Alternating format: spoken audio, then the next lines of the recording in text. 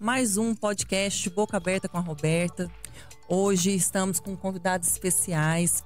A Francine não pôde comparecer, mas hoje está o Alessandro aqui, nosso colega de trabalho, colega aqui da Faculdade de Odontologia da UniRV, o professor Alessandro. Estamos com dois convidados muito especiais, o Dr. André Luiz Borges, o Dr. Bruno Macedo. E eu vou deixar eles falarem um pouquinho com vocês e vamos que vamos. É um prazer estar aqui na UniRV, é instituição aí com 50 anos de existência e de trabalho, de luta na educação continuada dos adolescentes, dos jovens, da nova geração de cirurgiões dentistas, inclusive, né, de médicos, de tantas outras profissões.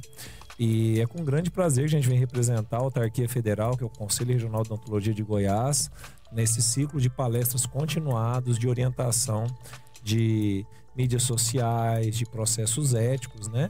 E a gente está aqui representando o Conselho. Sou cirurgião dentista, tenho quase 25 anos, atuo em várias cidades e desde 2016 eu sou o presidente da Comissão de Ética, onde a gente lida com todos os processos éticos envolvendo os cirurgiões dentistas e profissões auxiliares no estado de Goiás. Bom, pessoal, espero que todos estejam bem. Eu estou aqui como delegado do Conselho Regional de Odontologia. A gente é responsável por zelar pela profissão na nossa região. Eu sou a ponte entre os colegas e o Conselho também. As principais, vamos falar assim, as principais autarquias da cidade. E a gente é responsável por fazer toda essa ponte, todo esse cuidado e zelo com a nossa profissão aqui. Também sou dentista, já formado há 13 anos, ortodontista. E estou como delegado desde 2018 aqui na nossa cidade. Então a gente está sempre aí correndo atrás para cuidar da nossa profissão e cada dia a gente tem mais orgulho dela aqui. Sejam muito bem-vindos. Obrigado pela presença de vocês aqui, sejam bem-vindos. E o professor Alessandro é o coordenador da Clínica Escola também, juntamente comigo. Com a professora Roberta. Nosso convidado especial hoje. Tem várias dúvidas de mídia social, porque sou de uma época de Orkut, então eu tô pra trás. Eu não sei o que pode, o que não pode. Mas vamos lá, né? O doutor André tá aqui para esclarecer todas essas nossas dúvidas. Professor, eu já percebi, então, que o senhor que puxa a orelha dos meninos, a gente fala meninos dos acadêmicos, né? E tal coisa. Tem muita gente sonhando com o senhor. Tem, bastante. Faz parte, né, doutor Bruno? A gente, assim, apesar de já ter um tempinho que a gente frequentou a clínica, mas a gente nunca deixa de ser estudante. Sim. E é uma fase que sempre deixa muita saudade nos alunos. E quando a gente exerce a profissão, é dupla profissão, né? De cirurgião dentista e professor acadêmico, é muito gratificante. E o professor acadêmico nunca envelhece. Porque até as gírias, minha mãe é professora, mas é pedagoga mesmo, e o professor nunca envelhece, ele sempre sabe a gíria atual, porque ele convive com o adolescente e essas dúvidas. Eu também sou da época do Orkut, para mexer no Instagram, meu filho que mexe no meu Instagram, porque eu não sabia direito. Eu tive que aprender um pouco na marra quando vieram as alterações lá no Conselho, porque antes não podia nada. Até 2019 não se podia fazer publicidade nenhuma em mídia social. Aí, com a necessidade da evolução, né, houve uma resolução que foi um adendo. Uma resolução é tipo uma medida provisória do Conselho Federal que fez uma enxertia no nosso Código de Ética, que é a lei maior da odontologia em termos de exercício, né, de ética, e permitiu, flexibilizou algumas coisas, algumas utilizações. E o que a gente vai querer tentar aqui hoje de forma rápida, né, é passar para os colegas o mínimo para se entender a lei. Conhecer toda a lei é complicada, a gente tem que tentar resumir o entendimento. Porque, por exemplo, eu fui, é vergonhoso dizer, mas eu fui ler o Código de Ética depois que eu entrei no Conselho em 2016. Eu nunca tinha lido o Código de Ética e nunca tive um processo pesado antes disso. Porque eu segui a ética que meus pais e meus professores da faculdade me ensinaram. A própria disciplina, né? A própria disciplina. Então, o ser ético, o estar ético, vem da universidade, vem do professor. Então eu já falo para os alunos aqui da UniRV, não briguem com o professor que está ali falando para não tirar aquela fotinha do seu paciente, para não ficar postando o que está fazendo ali. Aí tira uma selfie e mostra a clínica inteira. imagine que a sua mãe deitada ali como paciente, edentada, vou dizer de uma forma que todo mundo entende, banguela, e sai numa selfie de um aluno. E vai pra rede social e alguém de maldade amplia aquela foto da pessoa banguela e põe pra cidade inteira ver. Então é antiético, independente de ser legal ou não. E causa um constrangimento também, Nem né? tudo que a gente pode nos convém. Nem tudo que a gente pode nos convém. Então é isso daí que é o intuito de ser proibido algumas coisas. Por exemplo, umas coisas que são proibidas que às vezes o colega não entende. Ah, mas só um adentro, André. Pode falar. Não é que não pode fazer isso, tem um jeito correto de fazer. Jeito correto, E exatamente. isso até, provavelmente o André vai explicar um pouco na frente que poder pode, mas tem o como pode. Sim, por exemplo, vamos falar, mesma pessoa, entre aspas, a mãe de alguém que tá banguela e fez... Eu tô falando de linguagem simples, que a gente quer alcançar o maior número de pessoas, pacientes e tal. Sim. Não vou falar em termos técnicos, mas vou simplificar. Então, nós temos uma pessoa banguela. Essa pessoa mostrada na foto sem autorização por um acadêmico é problemático, e não só no CRO, inclusive em termos de uso de imagem, Lei Geral de Proteção de Dados, a universidade, inclusive, é aconselhável sempre se resguardar em relação a isso, dar uma orientação aos acadêmicos, aos alunos, para que não façam isso. Tá. Mas como que é ético? Então eu faço dentadura. Vamos supor... Eu e o doutor aqui somos desentortador de dente, né? Ortodontista. Mas vamos falar que a gente resolveu fazer dentadura. Como que eu mostro o meu trabalho? Como que eu mostro para a população que o meu trabalho é digno e bonito? Sem ofender ninguém. Primeiro, eu pego uma autorização do paciente para uso de imagem. Eu vou postar na rede social uma foto de diagnóstico, que é a foto dela banguelinha, da boca murcha. E vou colocar ao lado uma fotografia dela já com a dentadura instalada. Eu vou estar alcançando o meu objetivo, tanto de expor a boa odontologia, o que a odontologia pode fazer pelo paciente, sem ter o risco de constranger, sem ter o risco de fazerem um meme com aquela pessoa. Então, olha como pode. Tudo pode, mas precisa saber como. Porque né? a intenção é não identificar o paciente. Então, por isso o motivo de registrar apenas do nariz para baixo e sem perceber quem ter a total ideia de quem seja o paciente. Aí o profissional que faz harmonização vai perguntar, pô, mas eu faço botox, eu faço pé de galinha, que está plenamente regulamentado para odontologia, não há nem questionamento mais por parte da medicina dessa parte. Como que eu mostro, então? Mostra só o olho. Aí eu fiz o pé de galinha, mostra aquele olho. Por um olho você me identifica com a pessoa. O rosto, então, não pode. O rosto pode, se você não identificar o paciente. Por exemplo, tem procedimentos na odontologia, cirurgia ortognática, que a pessoa quando tem muito queixo ou não tem queixo nenhum, você faz uma cirurgia no hospital, com um anestesista médico, com toda a segurança. Sim. Também não há questionamento entre medicina e odontologia em relação à competência do cirurgião, dentista, bucomaxilo fazer isso. Você muda o rosto inteiro. Tá, coloca uma tarja nos olhos. Então, tem como fazer. Sim, o que a gente não pode fazer, não deve fazer, é promessa de resultado. Ah, porque você quer o sorriso perfeito, vai lá no Dr. Bruno. Não, o sorriso perfeito é uma concepção individual de cada paciente. Aí ele pode fazer o melhor tratamento do mundo e o paciente não gostar do resultado. Ah, então o Dr. Bruno tem que ser preso porque o paciente não gostou do resultado? Não. Se assim o fosse, teriam 600 ou 800 mil médicos presos, que são o número de vítimas da Covid. Quantos pacientes morreram de Covid no Brasil? Vamos colocar 800 mil. Aí, morreu. Então, o resultado foi bom? Lógico que não foi. A tentativa foi. O médico tem que receber palmas. Porque estava lá, assim como os cirurgiões dentistas, é uma informação que pouca gente sabe. Mais de 20 cirurgiões dentistas no estado de Goiás perderam a vida durante a Covid, atendendo paciente de emergência. O cirurgião dentista também não fugiu à raia, pôs a cara dentro da boca, porque o médico tem como atender o paciente com a máscara ele e uma máscara o paciente. O cirurgião dentista, como é que ele trabalha na boca de um paciente? Então a gente atendia o paciente, nós de máscara, mas o paciente sem máscara. E o nosso alta rotação joga água para todo lado. Por mais a gente punha bomba a vácuo e tal, a gente orava ao Senhor e fala, me protege, Senhor, eu prometi tirar a dor do paciente. Nós nunca se furtou a odontologia. Eu tenho muito orgulho da odontologia goiana, que nesse momento de sacrifício, todo meu pai com 70 anos de idade, dentista, saía de casa, grupo de risco. A gente brigando com ele, fala, papai, deixa nós somos mais novos atender. Não, meu filho, eu jurei que eu ia atender quem tivesse com dor. Eu não me furto a isso. Se Deus quiser me levar, me leva. Mas eu vou fazendo o trabalho que eu fiz isso. Isso é ser ético. Então, se nós pautarmos a nossa profissão futura, falando para os acadêmicos, por que você escolheu ser cirurgião dentista? Tem muita profissão que dá mais dinheiro, outras menos. Eu falo que o dinheiro, meu pai me ensinou assim, filho, faça com ética, com carinho, trate seu paciente como alguém da sua família. Meu pai me ensinou assim. Você não vai querer pegar, igual eu falei, a foto da sua mãe sem dente e colocar na rede social.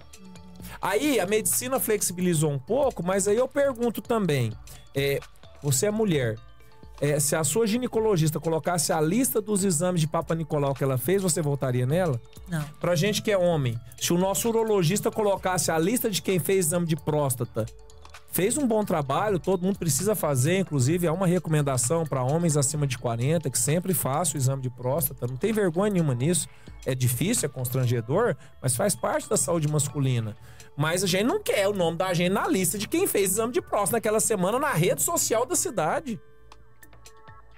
Então por que a odontologia tem que mostrar fazendo, mostrar arrancando um dente, extraindo um dente, mostrar sangue? Então, a cirurgia, o procedimento... transcurso não pode. Não pode. Então, assim... Mostrar uma bancada não pode. Por quê? Aí que vem, muitos colegas brigam. Mas o conselho me processou porque eu mostrei minha cadeira odontológica. O que tem a ver? Aí eu explico. Meu pai, eu gosto de dar testemunho. Eu não sou evangélico, mas eu tenho muito respeito pelos evangélicos, no sentido que eles põem as pessoas a fazer testemunho. Testemunho vende, por isso que a igreja evangélica tá lotada. Você não tem nada melhor. O exemplo arrasta, né? O exemplo do Cristo em toda religião arrasta, porque ele deu o exemplo. Ele foi lá, subiu com a cruz nas costas e honrou. Por isso que vende o exemplo. Tá, então vamos lá. Então eu gosto da testemunho de família. O que meu pai... A gente não quer mostrar as coisas da gente. Então, vamos colocar como sendo alguém da nossa família que você está atendendo. Aí vamos lá. Meu pai trabalhou no posto de saúde de Jussara até aposentar. Meu pai mora em Jussara, Goiás, lá no interior, perto de Barra do Garça. Aí ele atendia no posto de saúde só extraindo, arrancando, só extraindo dentes. 30 anos, aposentou fazendo isso. Então todo mundo com dor da cidade era o único dentista lá pago pelo estado, cedido para a prefeitura para extrair dentes, tá? Quando eu fui fazer estágio com ele, em 1990 e lá vai bolinha, nós 94, 95 por aí, fui fazer estágio. Eu e mais 2 colegas, meu pai sempre recebia os acadêmicos, hoje não é mais permitido isso, viu? Só é permitido extramuros, extracampo, extraclínica se tiver um convênio, se tiver para proteger o paciente. Na época podia, não tinha essa regulamentação e também a gente não arrancava o dente, a gente ia para ver ele trabalhando. Era uma cadeira ferrante. As pessoas mais velhas vão lembrar disso do barbeiro. A cadeira de barbeiro ferrante, que o cara pisava no pedal. A cadeira odontológica do posto de saúde de Jussara era uma cadeira de barbeiro. A cuspideira, que é aquela aguinha bonitinha de porcelana, era a lata de lixo. Não tinha cuspideira. A estufa, que hoje nem usa praticamente mais, que é o forno de Pasteur, né? E hoje usa autoclave, mas na época era estufa, quem segurava a porta fechada era um rodo. E quantos milhares de pacientes ele atendeu? Então não é o equipamento que faz o cirurgião dentista ser bom ou mal. Não é o bisturi que faz um médico ser bom ou mal. É a experiência dele, a expertise dele, a segurança dele e a ética. Porque a ética que nos faz saber se a gente pode ou não fazer um procedimento. Todo cirurgião dentista, pela Lei 5.081 de formação da odontologia, pode fazer qualquer procedimento. Eu posso fazer uma cirurgia ortognática lá no Hugo, chega uma pessoa com a cabeça quebrada, a maioria das pessoas não sabe disso. Quem conserta cabeça quebrada, cara quebrada de acidente, não é o médico. É o bucomaxilo. Com muito respeito. E o que é da parte dele, o que é da parte do médico, é do médico, neurologista, não tem briga nos hospitais quanto a isso. Tá, eu, cirurgião dentista, posso fazer se eu quiser? Posso. Mas me convém? Não tenho experiência nisso. Então, por isso que é importante essa questão da ética. Aí, só finalizando a questão do equipamento, né? Por que não pode mostrar? Porque meu pai atendia na cadeira ferrante.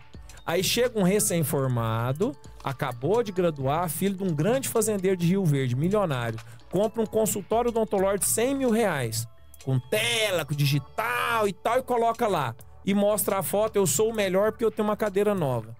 Será que ele vai extrair dente tão bem como meu pai, que tem 30 anos de experiência só nisso? É uma propaganda enganosa.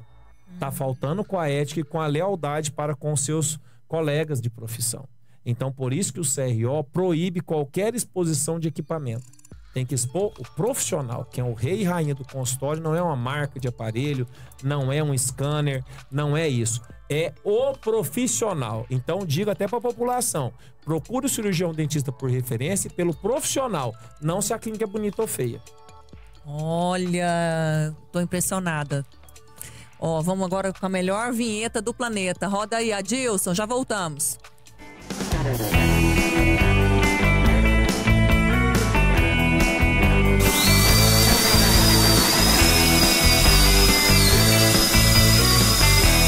Nosso intervalo seria 5 minutos. Foi uns 40 minutos aqui a gente conversando. Eu estou impressionada, estou encantada, esclarecendo nossas dúvidas, Muitas né? dúvidas Como coordenadores da Clínica Escola. Eu estou muito contente com a sua presença, doutor André, com a sua presença, doutor Bruno. E eu quero dar continuidade a esse bate-papo que está extremamente produtivo. Então, como diz o outro, podem perguntar. Igual o show do milhão, pede ajuda pro universitário. Mas assim, o universitário não é lá essas coisas, tá, gente? Mas depois de 3.500 processos que a gente vem lidando, melhor que aprender com o erro da gente é com o erro dos outros. Então, assim, como a gente vê o colega às vezes passando apurado e tal e coisa, o paciente também, vou contar uma curiosidade. Vocês sabem por que a maioria dos pacientes processam os dentistas? Não é por erro na execução dos procedimentos, é falta de conversar. É o pós, né? Não, é o pré. É avisar pro paciente o que ele tá comprando. Nós lidamos com odontologia todos os dias. O profissional, até o próprio acadêmico, sabe o que é uma cor, sabe o que é uma faceta, sabe o que é um protocolo. Então eu falo assim, você vai vender um protocolo, não fala protocolo que o cara não vai entender. Fala pra ele, é uma dentadura fixa. É um linguajar aqui que ele possa entender, Posso né? entender, por quê? Você sabe que um protocolo é um excelente procedimento, é mais cômodo para o paciente. Um paciente que às vezes não tem muito osso, é a melhor alternativa para ele, principalmente inferior. Você não quer gastar enxerto, que é doloroso e tal. Faz, mas dá mais trabalho. Então, muitos pacientes têm dinheiro rico, mas a melhor opção para ele é um protocolo, que é até mais em conta que um unitário. Mas você tem que deixar ciente pro paciente que, na verdade, ele vai estar colocando uma dentadura em cima de alguns implantes, que para ele vai solucionar o problema, mas ele tem que estar sabendo disso. Não adianta estar só escrito, né? Então é muito importante essa comunicação direta com o paciente, simples. Então, eu falo até para os leigos que estiverem assistindo, os futuros pacientes, não tenham vergonha de perguntar para o seu cirurgião dentista: vamos imitar a Zorra Total? Eu tô pagando. Lembra da pessoa? Eu tô pagando. Então, o paciente não tá pagando? Então, ele tem direito de saber, sim. E o dentista tem que descer da caixinha de fósforo, do salto alto e do palco e se colocar no nível do seu paciente. Se o seu paciente é um caminhoneiro, fala de caminhão. Se o paciente é um fazendeiro, fala da plantadeira, fala da hora certa de Deus mandar a chuva ou de ligar o pivô central, que ele vai entender. Isso vai evitar 80% dos seus processos.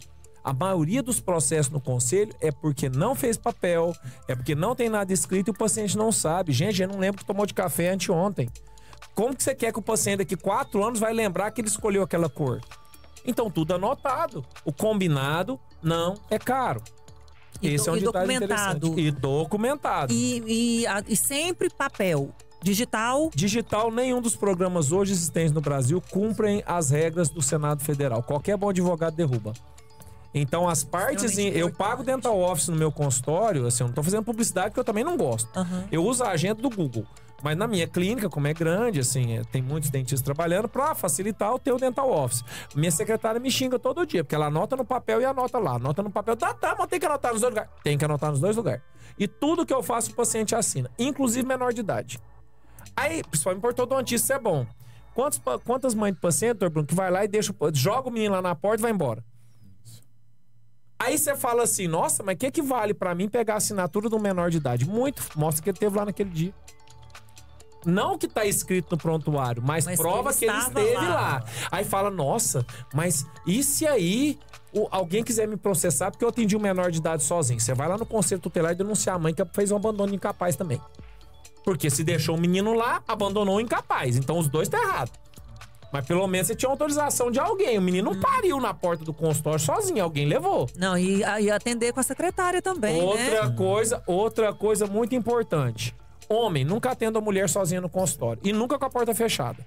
Porque nunca se sabe quando alguém vai inventar que você passou a mão ou fez alguma coisa. O homem é a mesma coisa, como também passa esse apuro.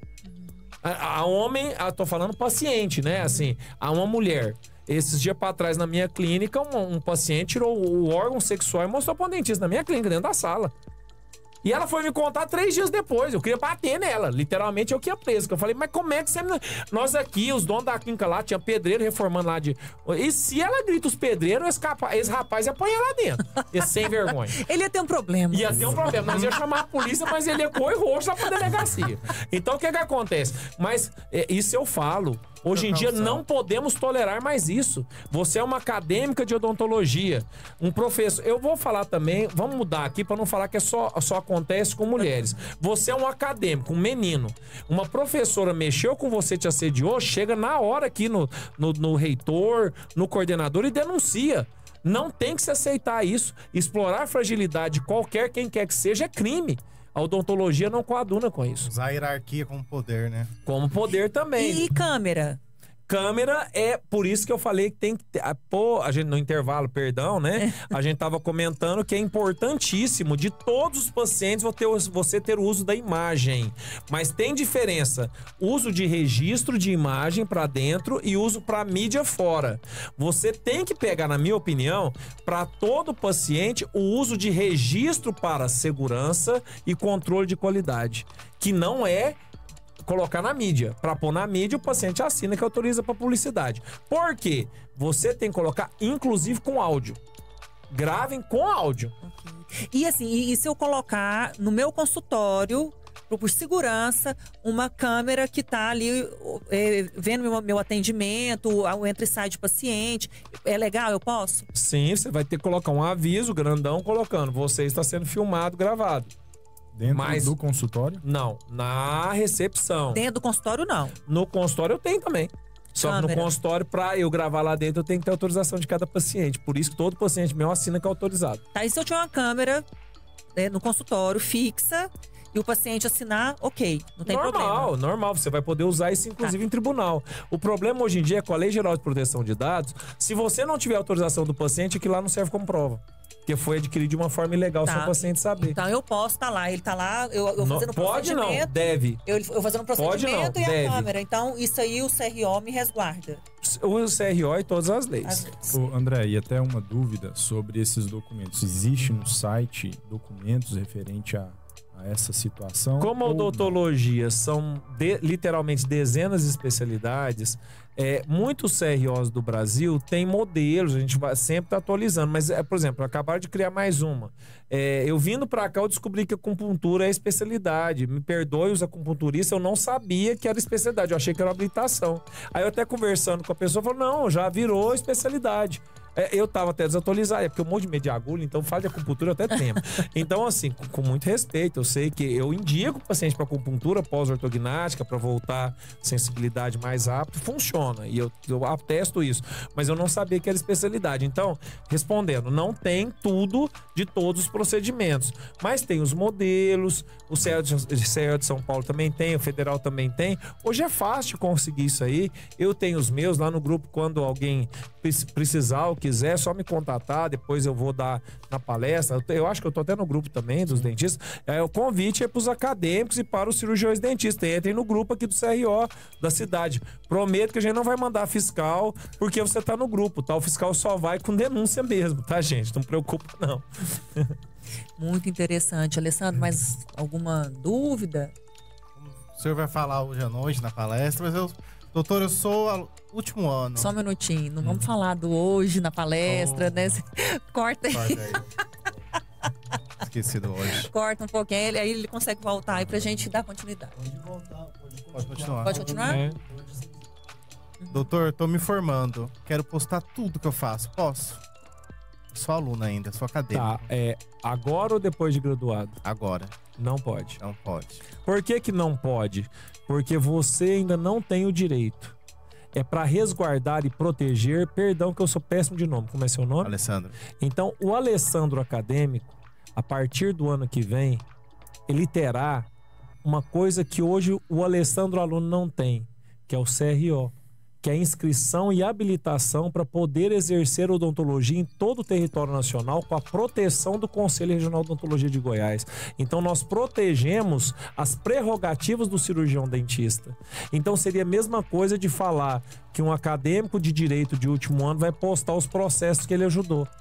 Ele ainda não tem esse direito, por mais que você tenha o mérito de ter trabalhado e realizado. O ano que vem, quando você fizer a sua inscrição provisória no conselho, levar a declaração da faculdade que você graduou, aí você vai poder postar todo o seu trabalho com muito mérito, respeitando as limitações da resolução, que é o trabalho, não transcurso, e não escrever antes e depois, é a foto de diagnóstico e conclusão, mas pode não, deve mostrar tudo. Sabe por quê? Porque você vai mandar paciente para mim. Aí você pode falar, o doutor Bruno fala, mas aí eu não sou seu concorrente. Nós não temos concorrentes, nós temos colegas.